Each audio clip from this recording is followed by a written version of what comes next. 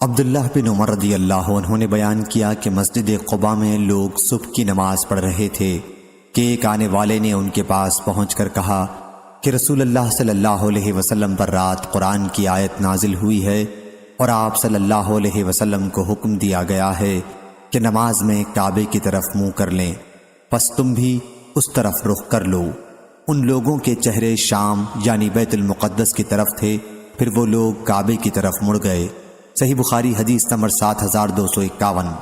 براء بن عازب رضی اللہ عنہ نے بیان کیا کہ جب رسول اللہ صلی اللہ علیہ وسلم مدینہ تشریف لائے تو آپ صلی اللہ علیہ وسلم 16 یا 17 مہینے تک بیت المقدس کی طرف منہ کر کے نماز پڑھتے رہے، لیکن آپ کی آرزو تھی کہ کعبے کی طرف منہ کر کے نماز پڑھیں۔ پھر اللہ تعالیٰ نے سورہ بقرہ میں یہ آیت نازل کی، ہم آپ کے منہ کے بار بار آسمان کی طرف اٹھنے کو دیکھتے ہیں، پس ان قریب ہم آپ کے منہ کو قبلے کی طرف پھیر دیں گے جس سے آپ خوش ہوں گے۔ چنانچہ رخ کعبے کی طرف کر دیا گیا۔ ایک صاحب نے عصر کی نماز حضرت صلی اللہ علیہ وسلم کے ساتھ پڑھی، پھر وہ مدینے سے نکل کر انصار کی ایک جماعت تک پہنچے اور کہا کہ وہ گواہی دیتے ہیں کہ انہوں نے حضرت صلی اللہ علیہ وسلم کے ساتھ نماز پڑھی ہے اور کعبے کی طرف منہ کرنے کا حکم ہو گیا ہے۔ چنانچہ سب لوگ کعبہ رخ ہو گئے، حالانکہ وہ عصر کی نماز کے رکوع میں تھے۔ صحیح بخاری حدیث نمبر 7252۔ انس بن مالک رضی اللہ عنہ نے بیان کیا کہ میں ابو طلحہ انصاری، ابو عبیدہ بن جراح اور ابی بن کعب رضی اللہ عنہم کو کھجور کی شراب پلا رہا تھا۔ اتنے میں ایک آنے والے شخص نے آ کر خبر دی کہ شراب حرام کر دی گئی ہے۔ ابو طلحہ رضی اللہ عنہ نے اس شخص کی خبر سنتے ہی کہا، انس رضی اللہ عنہ ان مٹکوں کو بڑھ کر سب کو توڑ دے۔ انس رضی اللہ عنہ نے بیان کیا کہ میں ایک ہاون دستی کی طرف بڑھا جو ہمارے پاس تھا، اور میں نے اس کے نچلے حصے سے ان مٹکوں پر مارا جس سے وہ سب ٹوٹ گئے۔ صحیح بخاری حدیث نمبر 7253۔ شعبہ بن حجاج نے بیان کیا، کہا ہم سے ابو اسحاق نے، ان سے صلہ بن ظفر نے اور ان سے حذیفہ رضی اللہ عنہ نے کہ نبی کریم صلی اللہ علیہ وسلم نے اہل نجران سے فرمایا، میں تمہارے پاس ایک امانت دار آدمی جو حقیقی امانت دار ہوگا بھیجوں گا۔ حضرت صلی اللہ علیہ وسلم کے صحابہ رضی اللہ عنہم منتظر رہے کہ کون اس صفت سے موصوف ہے، تو آپ صلی اللہ علیہ وسلم نے حضرت ابو عبیدہ رضی اللہ عنہ کو بھیجا۔ صحیح بخاری حدیث نمبر 7254۔ خالد بن مہران نے بیان کیا، ان سے ابو قلابہ نے اور ان سے انس رضی اللہ عنہ نے کہ نبی کریم صلی اللہ علیہ وسلم نے فرمایا، ہر امت میں ایک امانت دار ہوتا ہے اور اس امت کے امانت دار ابو عبیدہ بن جراح رضی اللہ عنہ ہیں۔ صحیح بخاری حدیث نمبر 7255۔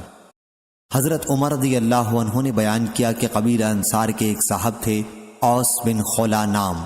جب وہ رسول اللہ صلی اللہ علیہ وسلم کی مجلس میں شرکت نہ کر سکتے اور میں شریک ہوتا تو انہیں آ کر حضرت صلی اللہ علیہ وسلم کی مجلس کی خبریں بتاتا، اور جب میں حضرت صلی اللہ علیہ وسلم کی مجلس میں شریک نہ ہو پاتا اور وہ شریک ہوتے تو وہ آ کر حضرت صلی اللہ علیہ وسلم کی مجلس کی خبریں مجھے بتاتے۔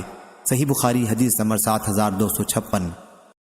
شعبہ نے بیان کیا، ان سے زبید نے، ان سے سعد بن عبیدہ نے، ان سے ابو عبد الرحمن نے اور ان سے حضرت علی رضی اللہ عنہ نے کہ نبی کریم صلی اللہ علیہ وسلم نے ایک لشکر بھیجا اور اس کا امیر ایک صاحب عبداللہ بن حذافہ سہمی رضی اللہ عنہ کو بنایا۔ پھر اس نے کیا کیا کہ آگ جلوائی اور لشکریوں سے کہا کہ اس میں داخل ہو جاؤ، جس پر بعض لوگوں نے داخل ہونا چاہا، لیکن کچھ لوگوں نے کہا کہ ہم آگ ہی سے بھاگ کر آئے ہیں۔ پھر اس کا ذکر حضرت صلی اللہ علیہ وسلم سے کیا تو آپ نے ان سے فرمایا، جنہوں نے آگ میں داخل ہونے کا ارادہ کیا تھا، اگر تم اس میں داخل ہو جاتے تو اس میں قیامت تک رہتے۔ اور دوسرے لوگوں سے کہا کہ اللہ تعالیٰ کی نافرمانی میں کسی کی اطاعت حلال نہیں ہے، اطاعت صرف نیک کاموں میں ہے۔ صحیح بخاری حدیث نمبر 7257۔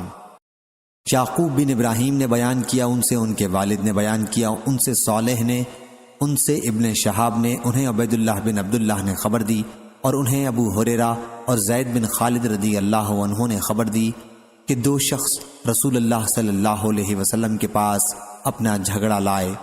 دوسری سند اور امام بخاری رحمہ اللہ نے کہا تفصیل آگے حدیث ذیل میں ہے۔ صحیح بخاری حدیث نمبر 7258، 7259۔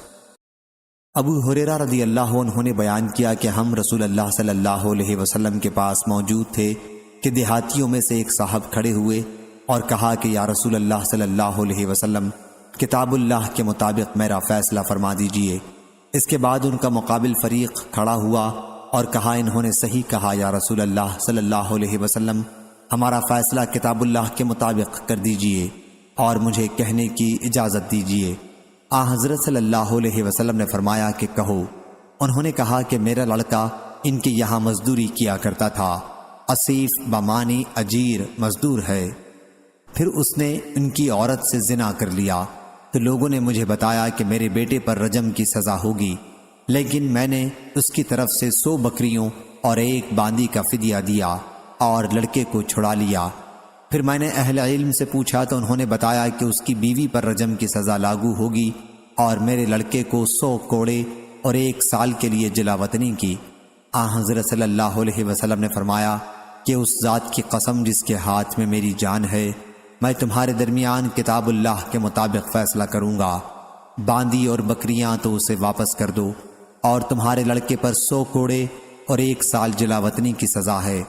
اور اے انیس رضی اللہ عنہ، قبیلہ اسلم کے ایک صحابی، اس کی بیوی کے پاس جاؤ، اگر وہ زنا کا اقرار کرے تو اسے رجم کر دو۔ چنانچہ انیس رضی اللہ عنہ ان کے پاس گئے اور اس نے اقرار کر لیا۔ پھر انیس رضی اللہ عنہ نے اس کو سنسار کر ڈالا۔ صحیح بخاری حدیث نمبر 7260۔ جابر بن عبداللہ رضی اللہ عنہ نے بیان کیا کہ غزوہ خندق کے دن نبی کریم صلی اللہ علیہ وسلم نے دشمن سے خبر لانے کے لیے صحابہ رضی اللہ عنہم سے کہا تو زبیر رضی اللہ عنہ تیار ہو گئے۔ پھر ان سے کہا تو زبیر رضی اللہ عنہ ہی تیار ہوئے۔ پھر کہا، پھر بھی انہوں نے ہی آمادگی دکھلائی۔ اس کے بعد آپ صلی اللہ علیہ وسلم نے فرمایا کہ ہر نبی کے حواری مددگار ہوتے ہیں، اور میرے حواری زبیر رضی اللہ عنہ ہیں۔ اور سفیان بن عینہ نے بیان کیا کہ میں نے یہ روایت ابن منقدر سے یاد کی، اور ایوب نے ابن منقدر سے کہا، اے ابو بکر، یہ محمد بن منقدر کی کنیت ہے، ان سے جابر رضی اللہ عنہ کی حدیث بیان کیجئے، کیونکہ لوگ پسند کرتے ہیں کہ آپ جابر رضی اللہ عنہ کی احادیث بیان کریں۔ تو انہوں نے اسی مجلس میں کہا کہ میں نے جابر رضی اللہ عنہ سے سنا، اور 4 احادیث میں پے در پے یہ کہا کہ میں نے جابر رضی اللہ عنہ سے سنا۔ علی بن عبداللہ مدینی نے کہا کہ میں نے سفیان بن عینہ سے کہا کہ سفیان سوری تو غزوہ قریظہ کہتے ہیں بجائے غزوہ خندق کے۔ انہوں نے کہا کہ میں نے اتنے ہی یقین کے ساتھ یاد کیا ہے جیسا کہ تم اس وقت بیٹھے ہو کہ انہوں نے غزوہ خندق کہا۔ سفیان نے کہا کہ یہ دونوں ایک ہی غزوہ ہیں، کیونکہ غزوہ خندق کے فوراً بعد اسی دن غزوہ قریظہ پیش آیا، اور وہ مسکرائے۔ صحیح بخاری حدیث نمبر 7261۔ حماد بن زید نے بیان کیا، ان سے ایوب نے، ان سے ابو عثمان نے، اور ان سے ابو موسیٰ رضی اللہ عنہ نے کہ نبی کریم صلی اللہ علیہ وسلم ایک باغ میں داخل ہوئے اور مجھے دروازے کی نگرانی کا حکم دیا۔ پھر ایک صحابی آئے اور اجازت چاہی۔ حضرت صلی اللہ علیہ وسلم نے فرمایا کہ انہیں اجازت دے دو اور انہیں جنت کی بشارت دے دو۔ وہ ابو بکر رضی اللہ عنہ تھے۔ پھر عمر رضی اللہ عنہ آئے۔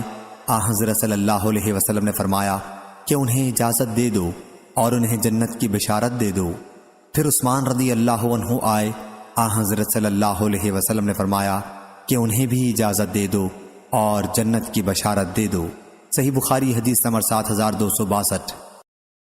عمر رضی اللہ عنہ نے بیان کیا کہ میں حاضر ہوا تو رسول اللہ صلی اللہ علیہ وسلم اپنے بالا خانے میں تشریف رکھتے تھے، اور آپ کا ایک کالا غلام سیڑھی کے اوپر نگرانی کر رہا تھا۔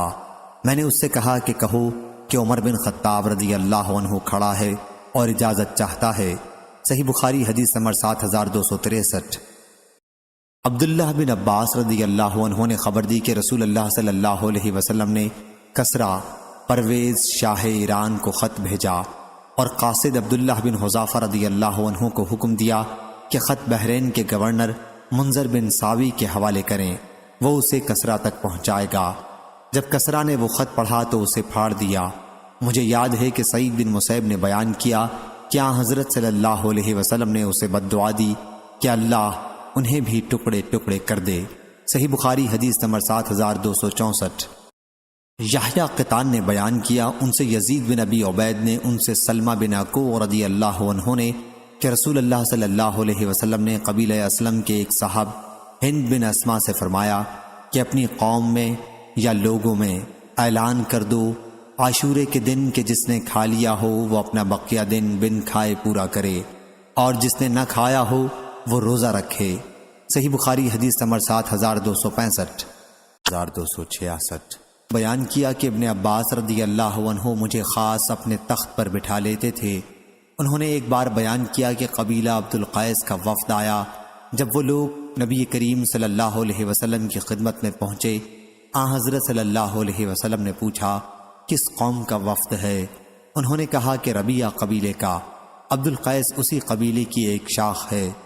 حضرت صلی اللہ علیہ وسلم نے فرمایا کہ مبارک ہو اس وفد کو، یا یوں فرمایا کہ مبارک ہو بلا رسوائی اور شرمندگی اٹھائے آئے ہو۔ انہوں نے کہا یا رسول اللہ صلی اللہ علیہ وسلم، ہمارے اور آپ کے بیچ میں مضر کافروں کا ملک پڑتا ہے، آپ ہمیں ایسی بات کا حکم دیجئے جس سے ہم جنت میں داخل ہوں اور اپنے پیچھے رہ جانے والوں کو بھی بتائیں۔ پھر انہوں نے شراب کے برتنوں کے متعلق پوچھا تو حضرت صلی اللہ علیہ وسلم نے انہیں 4 چیزوں سے روکا اور 4 چیزوں کا حکم دیا۔ آپ نے ایمان باللہ کا حکم دیا۔ دریافت فرمایا جانتے ہو ایمان باللہ کیا چیز ہے؟ انہوں نے کہا کہ اللہ اور اس کا رسول زیادہ جانتے ہیں۔ فرمایا کہ گواہی دینا کہ اللہ کے سوا اور کوئی معبود نہیں، اور محمد صلی اللہ علیہ وسلم اللہ کے رسول ہیں، اور نماز قائم کرنے کا حکم دیا اور زکوٰۃ دینے کا۔ میرا خیال ہے کہ حدیث میں رمضان کے روزوں کا بھی ذکر ہے، اور غنیمت میں سے 5واں حصہ بیت المال میں دینا۔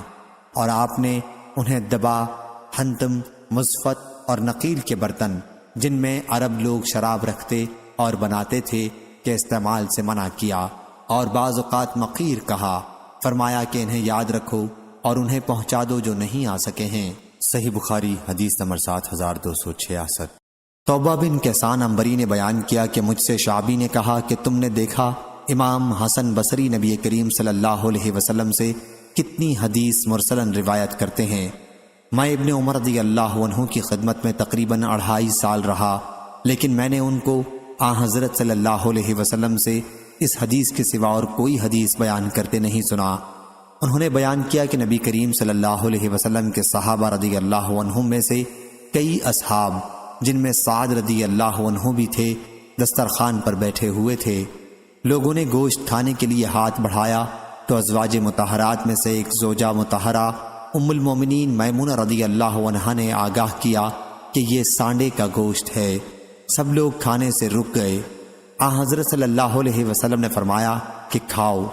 آپ نے کلوہ فرمایا یا اطعمو، اس لیے کہ حلال ہے، یا فرمایا کہ اس کھانے میں کوئی حرج نہیں، البتہ یہ جانور میری خوراک نہیں ہے، مجھ کو اس کے کھانے سے ایک قسم کی نفرت آتی ہے۔ صحیح بخاری حدیث نمبر 7267۔ طارق بن شہاب نے بیان کیا کہ ایک یہودی کعب احبار اسلام لانے سے پہلے نے حضرت عمر رضی اللہ عنہ سے کہا، اے امیر المومنین رضی اللہ عنہ، اگر ہمارے یہاں سورہ مائدہ کی آیت نازل ہوتی کہ آج میں نے تمہارے لیے تمہارے دین کو مکمل کر دیا اور تم پر اپنی نعمت کو پورا کر دیا اور تمہارے لیے اسلام کو بطور دین کے پسند کر لیا، تو ہم اس دن کو عید خوشی کا دن بنا لیتے۔ حضرت عمر رضی اللہ عنہ نے کہا کہ میں جانتا ہوں کہ یہ آیت کس دن نازل ہوئی تھی۔ عرفہ کے دن نازل ہوئی اور جمعہ کا دن تھا۔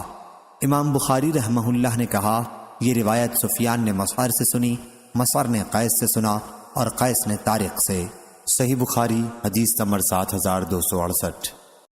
انس بن مالک رضی اللہ عنہ نے خبر دی کہ انہوں نے عمر رضی اللہ عنہ سے وہ خطبہ سنا جو انہوں نے وفات نبوی کے دوسرے دن پڑھا تھا، جس دن مسلمانوں نے ابو بکر رضی اللہ عنہ سے بیعت کی تھی۔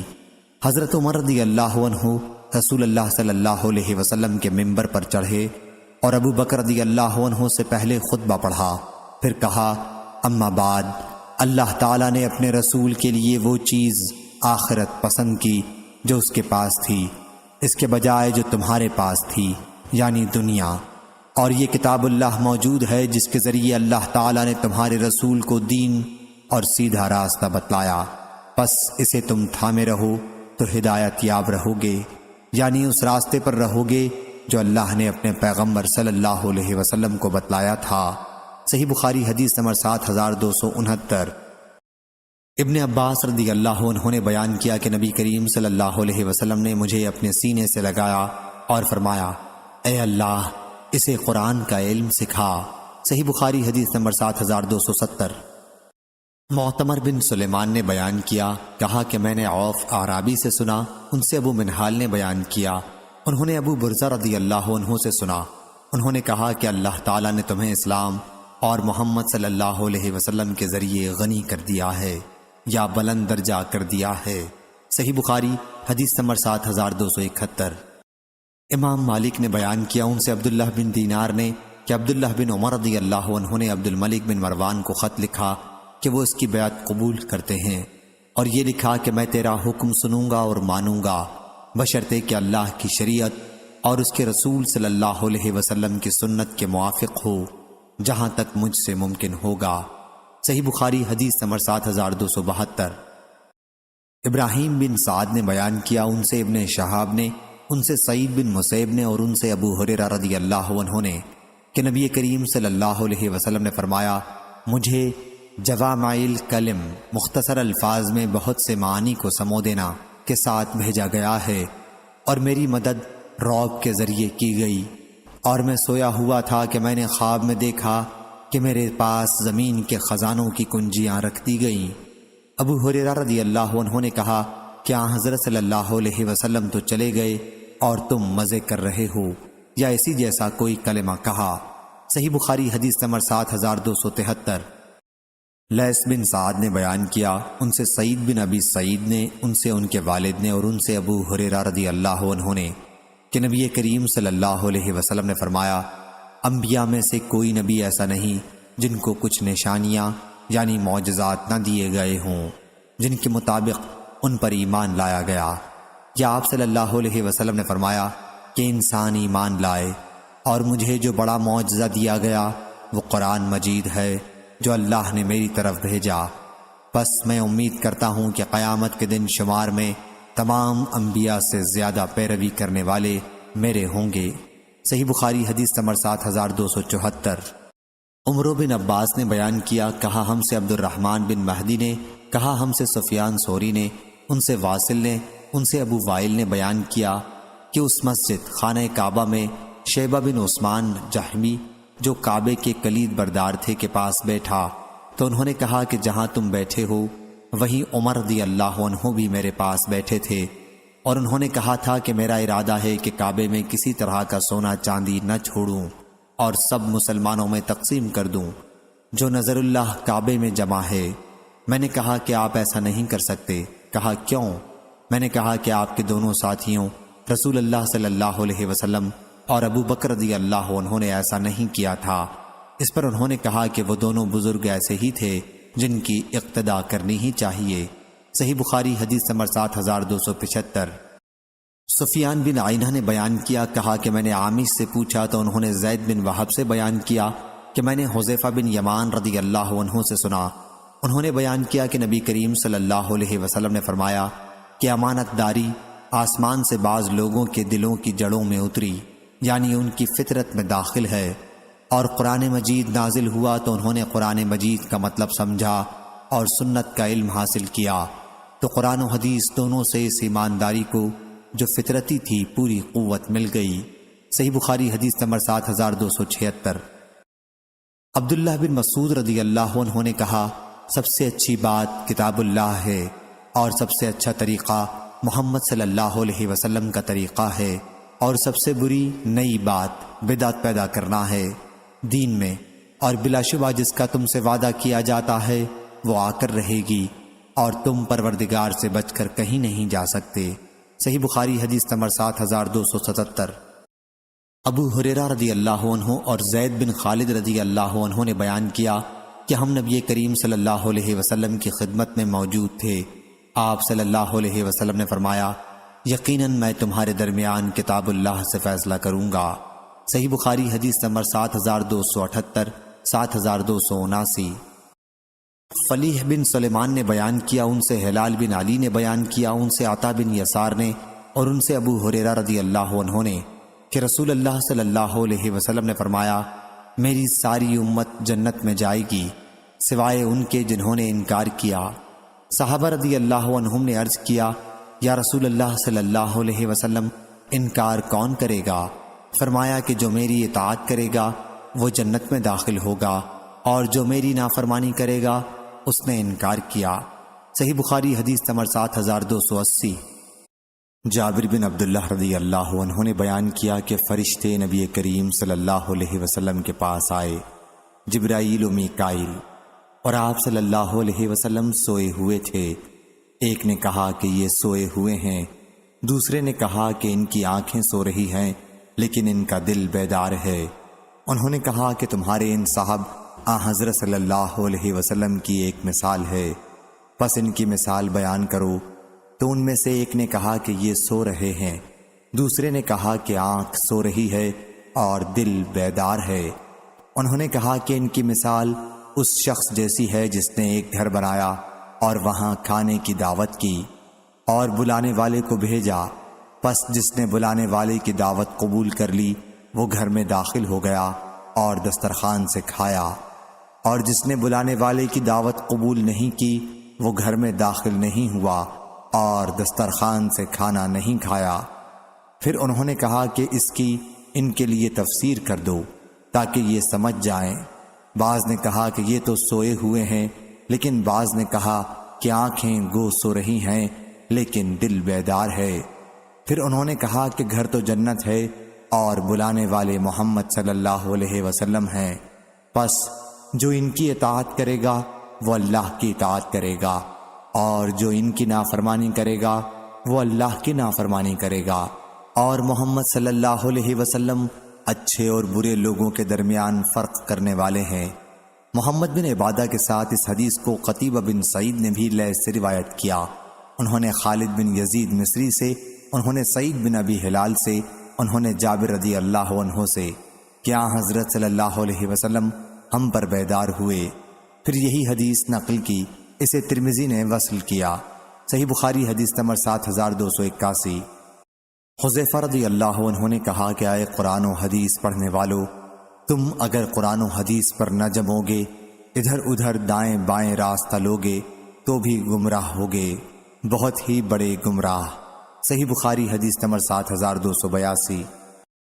ابو اسامہ نے بیان کیا، ان سے برید نے، ان سے ان کے دادا ابو بردہ نے، اور ان سے ابو موسیٰ اشعری رضی اللہ عنہ نے کہ نبی کریم صلی اللہ علیہ وسلم نے فرمایا، میری اور جس دعوت کے ساتھ مجھے اللہ تعالیٰ نے بھیجا ہے اس کی مثال ایک ایسے شخص جیسی ہے جو کسی قوم کے پاس آئے اور کہے کہ اے قوم، میں نے ایک لشکر اپنی آنکھوں سے دیکھا ہے اور میں ننگ دھڑنگ تم کو ڈرانے والا ہوں، پس بچاؤ کی صورت کرو۔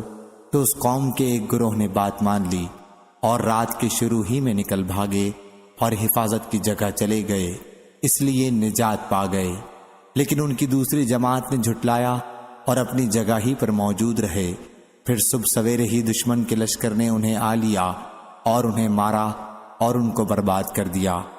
تو یہ مثال ہے اس کی جو میری اطاعت کریں اور جو دعوت میں لایا ہوں اس کی پیروی کریں، اور اس کی مثال ہے جو میری نافرمانی کریں اور جو حق میں لے کر آیا ہوں اسے جھٹلائیں۔ صحیح بخاری حدیث نمبر 7283۔ ابو ہریرہ رضی اللہ عنہ نے بیان کیا کہ جب نبی کریم صلی اللہ علیہ وسلم کی وفات ہوئی اور آپ کے بعد ابو بکر رضی اللہ عنہ کو خلیفہ بنایا گیا اور عرب کے کئی قبائل پھر گئے، ابو بکر رضی اللہ عنہ نے ان سے لڑنا چاہا تو عمر رضی اللہ عنہ نے ابو بکر رضی اللہ عنہ سے کہا کہ آپ لوگوں سے کس بنیاد پر جنگ کریں گے، جبکہ حضرت صلی اللہ علیہ وسلم نے یہ فرمایا تھا کہ مجھے حکم دیا گیا ہے کہ لوگوں سے اس وقت تک جنگ کروں جب تک وہ کلمہ لا الہ الا اللہ کا اقرار نہ کر لیں۔ پس جو شخص اقرار کر لے کہ لا الہ الا اللہ تو میری طرف سے اس کا مال اور اس کی جان محفوظ ہے، البتہ کسی حق کے بدل ہو تو وہ اور بات ہے، مثلا کسی کا مال مار لے یا کسی کا خون کرے، اب اس کے باقی اعمال کا حساب اللہ کے حوالے ہے۔ لیکن ابو بکر رضی اللہ عنہ نے کہا کہ واللہ میں تو اس شخص سے جنگ کروں گا جس نے نماز اور زکوٰۃ میں فرق کیا ہے، کیونکہ زکوٰۃ مال کا حق ہے۔ واللہ اگر وہ مجھے ایک رسی بھی دینے سے رکیں گے جو وہ رسول اللہ صلی اللہ علیہ وسلم کو دیتے تھے تو میں ان سے ان کے انکار پر بھی جنگ کروں گا۔ عمر رضی اللہ عنہ نے کہا پھر جو میں نے غور کیا مجھے یقین ہو گیا کہ اللہ تعالیٰ نے ابو بکر رضی اللہ عنہ کے دل میں لڑائی کی تجویز ڈالی ہے، تو میں نے جان لیا کہ وہ حق پر ہیں۔ ابن بکیر اور عبداللہ بن صالح نے لیس سے اناقن بجائے اقالن کہا، یعنی بکری کا بچہ، اور یہی زیادہ صحیح ہے۔ صحیح بخاری حدیث نمبر 7284، 7285۔ عبداللہ بن عباس رضی اللہ عنہ نے بیان کیا کہ آئینہ بن حسن بن حذیفہ بن بدر مدینہ آئے اور اپنے بھتیجے حر بن قیس بن حسن کے یہاں قیام کیا۔ حر بن قیس ان لوگوں میں سے تھے جنہیں عمر رضی اللہ عنہ اپنے قریب رکھتے تھے۔ قرآن مجید کے علماء عمر رضی اللہ عنہ کی شریک مجلس و مشورہ رہتے تھے، خواہ وہ بوڑھے ہوں یا جوان۔ پھر آئینہ نے اپنے بھتیجے حر سے کہا، بھتیجے کیا امیر المومنین رضی اللہ عنہ کے یہاں کچھ رسوخ حاصل ہے کہ تم میرے لیے ان کے یہاں حاضری کی اجازت لے دو؟ انہوں نے کہا کہ میں آپ کے لیے اجازت مانگوں گا۔ ابن عباس رضی اللہ عنہ نے بیان کیا کہ پھر انہوں نے آئینہ کے لیے اجازت چاہی اور آپ نے اجازت دی۔ پھر جب آئینہ مجلس میں پہنچے تو کہا کہ اے ابن خطاب رضی اللہ عنہ، واللہ تم ہمیں بہت زیادہ نہیں دیتے اور نہ ہمارے درمیان انصاف کے ساتھ فیصلہ کرتے ہو۔ اس پر عمر رضی اللہ عنہ غصے ہو گئے، یہاں تک کہ آپ نے انہیں سزا دینے کا ارادہ کر لیا۔ اتنے میں حضرت حر رضی اللہ عنہ نے کہا، امیر المومنین، اللہ تعالیٰ نے اپنے نبی صلی اللہ علیہ وسلم سے فرمایا ہے کہ معاف کرنے کا طریقہ اختیار کرو اور بھلائی کا حکم دو اور جاہلوں سے اعراض کرو، اور یہ شخص جاہلوں میں سے ہے۔ پس واللہ عمر رضی اللہ عنہ کے سامنے جب یہ آیت انہوں نے تلاوت کی تو آپ ٹھنڈے ہو گئے، اور عمر رضی اللہ عنہ کی عادت تھی کہ اللہ کی کتاب پر فوراً عمل کرتے۔ صحیح بخاری حدیث نمبر 7286۔ اسماء بنت ابی بکر رضی اللہ عنہ نے بیان کیا کہ میں عائشہ رضی اللہ عنہ کے یہاں گئی جب سورج گرہن ہوا تھا اور لوگ نماز پڑھ رہے تھے۔ عائشہ رضی اللہ عنہ بھی کھڑی نماز پڑھ رہی تھیں۔ میں نے کہا لوگوں کو کیا ہو گیا ہے کہ بے وقت نماز پڑھ رہے ہیں؟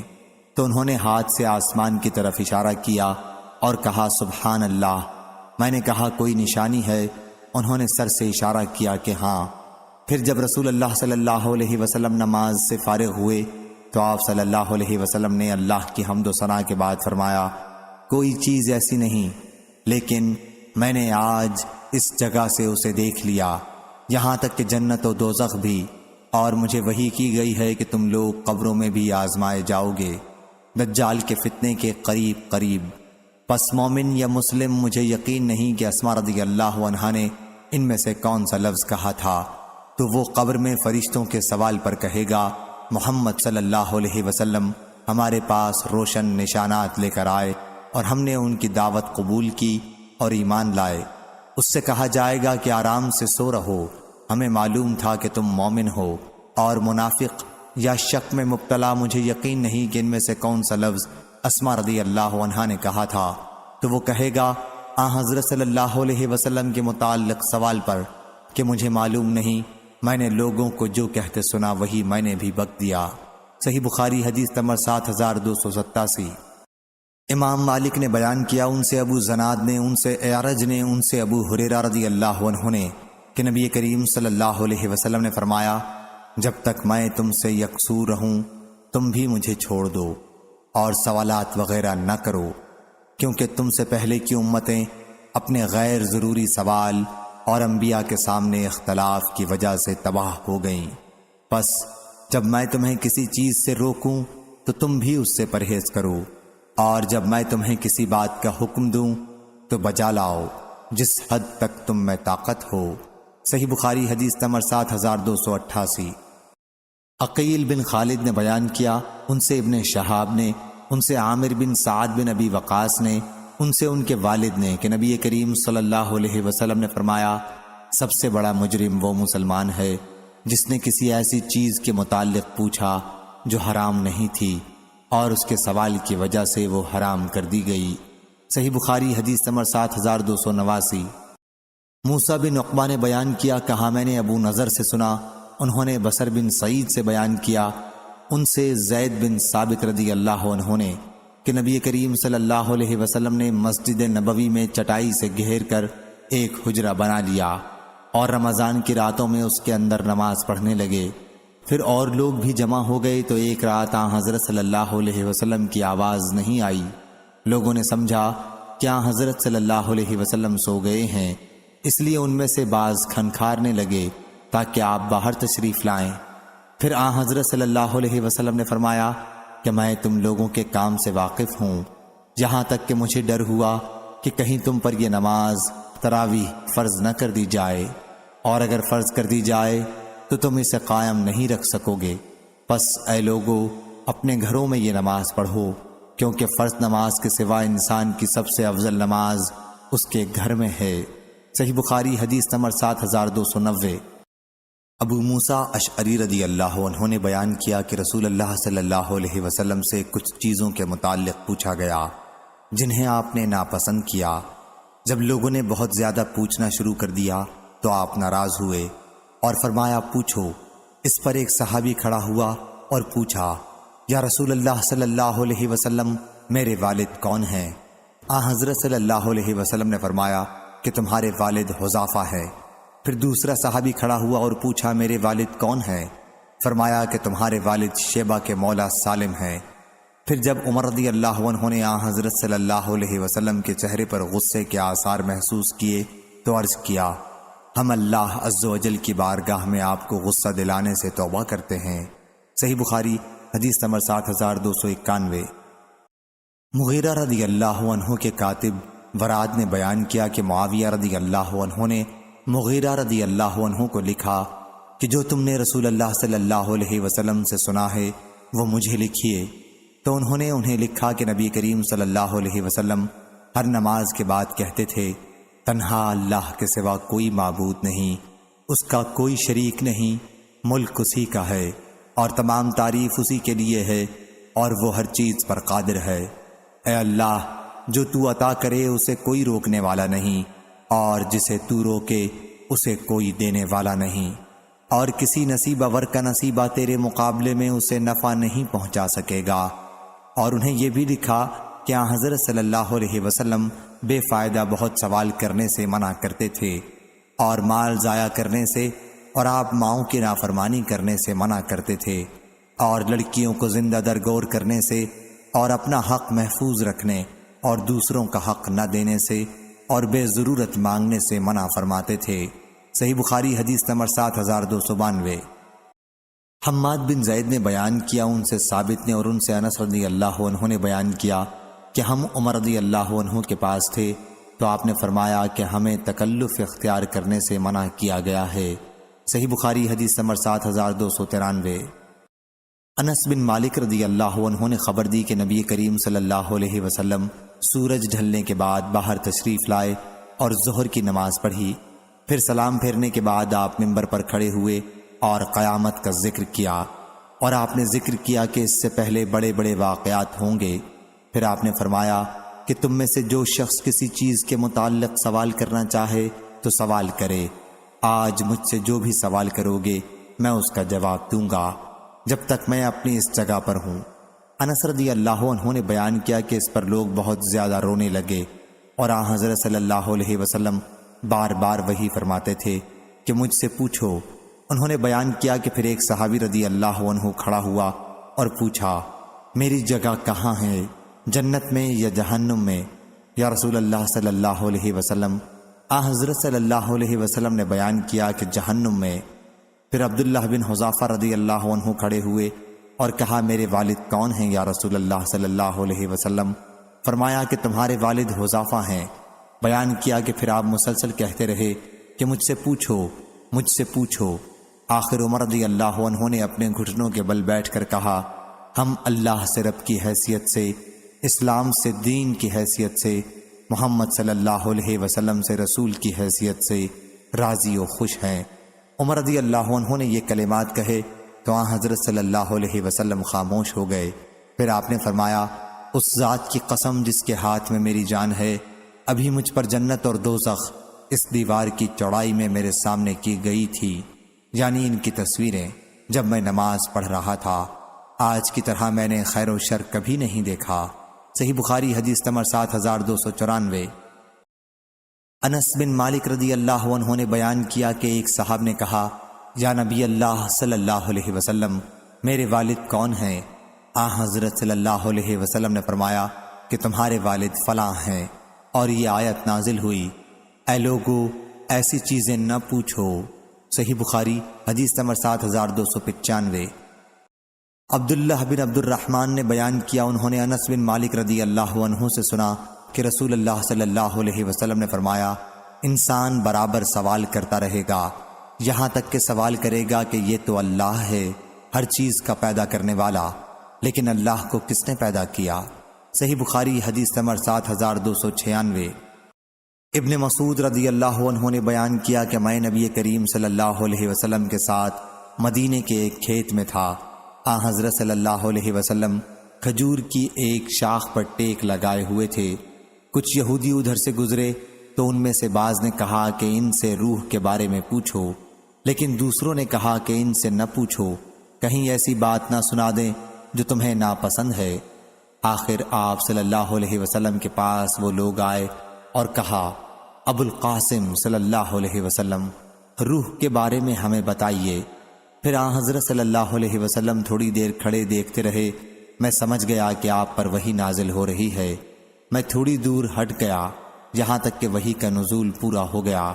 پھر آپ صلی اللہ علیہ وسلم نے یہ آیت پڑھی، اور آپ صلی اللہ علیہ وسلم سے روح کے بارے میں پوچھتے ہیں، کہیے کہ روح میرے رب کے حکم میں سے ہے۔ صحیح بخاری حدیث نمبر 7297۔ عبداللہ بن عمر رضی اللہ عنہ نے بیان کیا کہ نبی کریم صلی اللہ علیہ وسلم نے سونے کی ایک انگوٹھی بنوائی تو دوسرے لوگوں نے بھی سونے کی انگوٹھیاں بنوا لیں۔ پھر حضرت صلی اللہ علیہ وسلم نے فرمایا کہ میں نے سونے کی ایک انگوٹھی بنوائی تھی، پھر آپ صلی اللہ علیہ وسلم نے پھینک دی اور فرمایا کہ میں اسے کبھی نہیں پہنوں گا۔ چنانچہ اور لوگوں نے بھی اپنی انگوٹھیاں پھینک دیں۔ صحیح بخاری حدیث نمبر 7298۔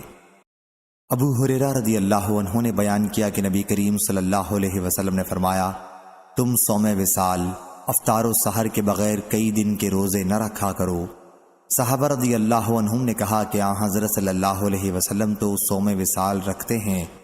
حضرت صلی اللہ علیہ وسلم نے فرمایا کہ میں تم جیسا نہیں ہوں، میں رات گزارتا ہوں اور میرا رب مجھے کھلاتا پلاتا ہے، لیکن لوگ صوم وصال سے نہیں رکے۔ بیان کیا کہ پھر حضرت صلی اللہ علیہ وسلم نے ان کے ساتھ 2 دن یا 2 راتوں میں صوم وصال کیا۔ پھر لوگوں نے چاند دیکھ لیا تو حضرت صلی اللہ علیہ وسلم نے فرمایا کہ اگر چاند نہ نظر آتا تو میں اور وصال کرتا۔ حضرت صلی اللہ علیہ وسلم کا مقصد انہیں سرزنش کرنا تھا۔ صحیح بخاری حدیث نمبر 7299۔ ابراہیم تیمی نے بیان کیا، کہا مجھ سے میرے والد نے بیان کیا، کہا کہ علی رضی اللہ عنہ ہمیں اینٹ کے بنے ہوئے ممبر پر کھڑے ہو کر خطبہ دیا۔ آپ تلوار لیے ہوئے تھے جس میں ایک صحیفہ لٹکا ہوا تھا۔ آپ نے فرمایا، واللہ ہمارے پاس کتاب اللہ کے سوا کوئی اور کتاب نہیں جسے پڑھا جائے اور سوائے اس صحیفے کے۔ پھر انہوں نے اسے کھولا تو اس میں دیت میں دیے جانے والے اونٹوں کی عمروں کا بیان تھا کہ دیت میں اتنی اتنی عمر کے اونٹ دیے جائیں، اور اس میں یہ بھی تھا کہ مدینہ طیبہ کی زمین عیر پہاڑی سے سور پہاڑی تک حرم ہے، پس اس میں جو کوئی نئی بات بدعت نکالے گا اس پر اللہ کی لعنت ہے، اور فرشتوں کی اور تمام لوگوں کی۔ اللہ اس سے کسی فرض یا نفل عبادت کو قبول نہیں کرے گا۔ اور اس میں یہ بھی تھا کہ مسلمانوں کی ذمہ داری عہد یا امان ایک ہے، اس کا ذمہ دار ان میں سب سے ادنا مسلمان بھی ہو سکتا ہے، پس جس نے کسی مسلمان کا ذمہ توڑا اس پر اللہ کی لعنت ہے، اور فرشتوں کی اور تمام لوگوں کی۔ اللہ اس کی نہ فرض عبادت قبول کرے گا اور نہ نفل عبادت۔ اور اس میں یہ بھی تھا کہ جس نے کسی سے اپنے والیوں کی اجازت کے بغیر ولا کا رشتہ قائم کیا اس پر اللہ اور فرشتوں اور تمام انسانوں کی لعنت ہے۔ اللہ نہ اس کی فرض نماز قبول کرے گا نہ نفل۔ صحیح بخاری حدیث نمبر 7300۔